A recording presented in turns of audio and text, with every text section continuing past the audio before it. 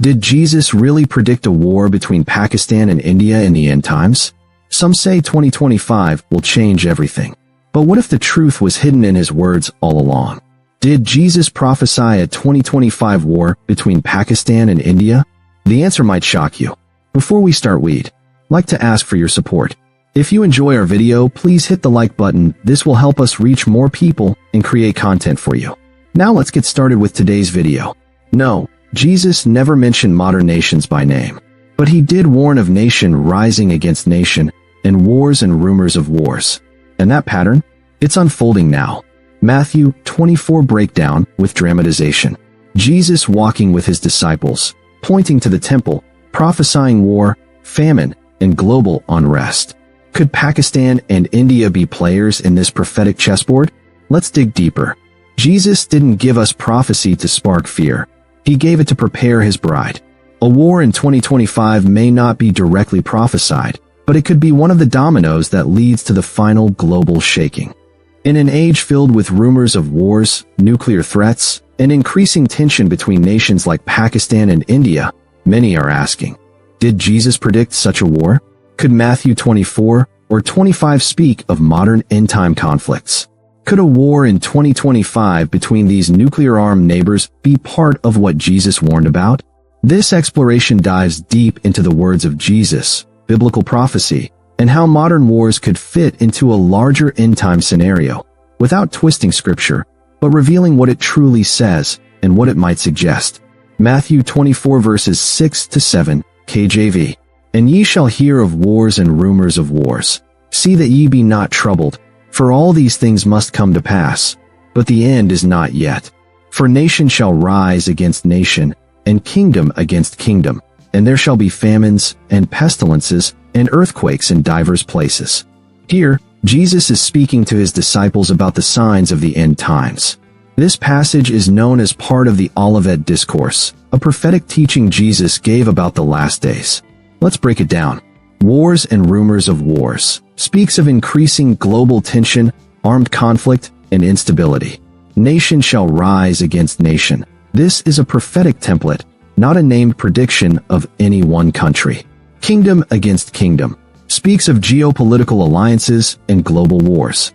So while Jesus didn't name Pakistan or India, he gave a pattern.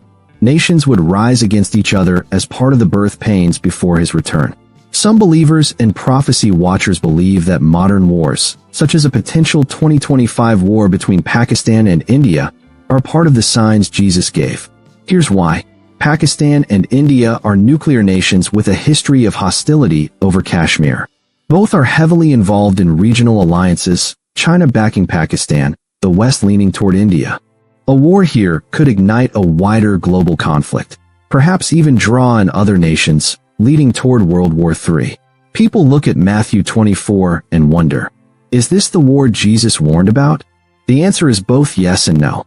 Yes, because such wars fit into Jesus' broader prophecy of increasing chaos. No, because Matthew 24 is not a calendar predicting modern nations by name. It's a warning of global patterns and spiritual urgency. What about Matthew 25? It's important to correct a misunderstanding. Matthew 25 does not mention any war. It is focused on parables of the kingdom and the final judgment.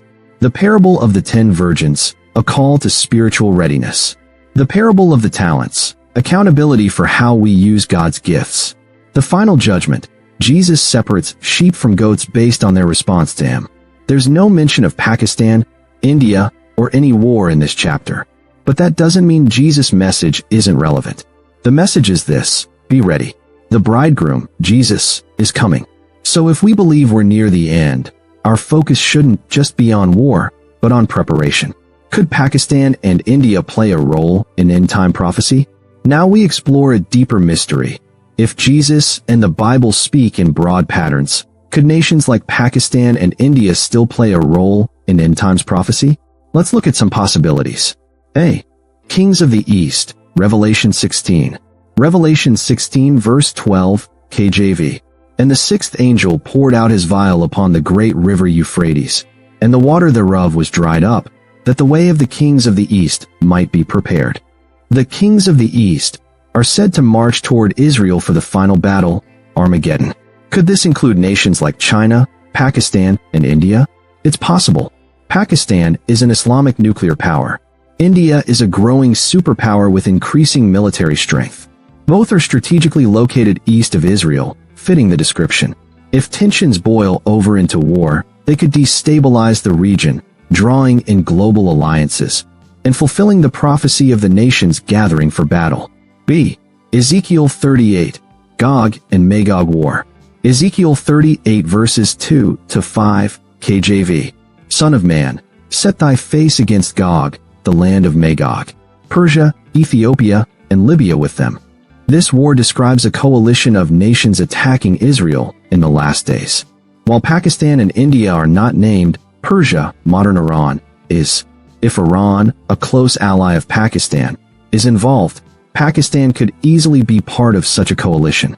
India, on the other hand, may side with Israel or Western powers, given their strong relations in trade, technology, and defense. So a 2025 Indo-Pak war could cause a realignment of global powers, setting the stage for the Ezekiel War, the Kings of the East, the final gathering at Armageddon.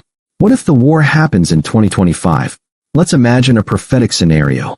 Fire scenario, 2025 Indo-Pakistan War.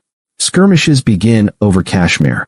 Terrorist attacks ignite public outrage.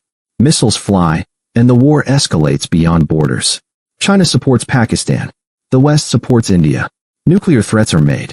The Middle East becomes unstable. Israel is attacked. Suddenly, the world is on the brink of World War III. In this scenario, the war becomes more than regional. It becomes a catalyst for the final events of Revelation.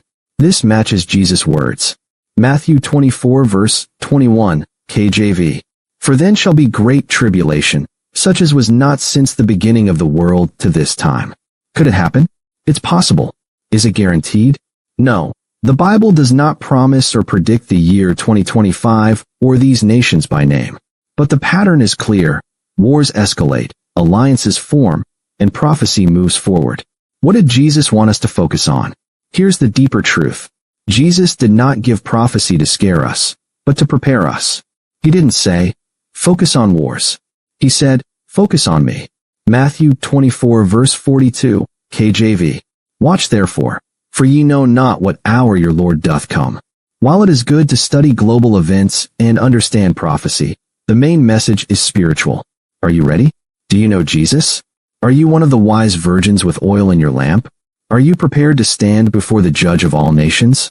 So, did Jesus specifically prophesy a 2025 war between Pakistan and India? Backhand index pointing right, no, not by name. Backhand index pointing right, but yes, in principle.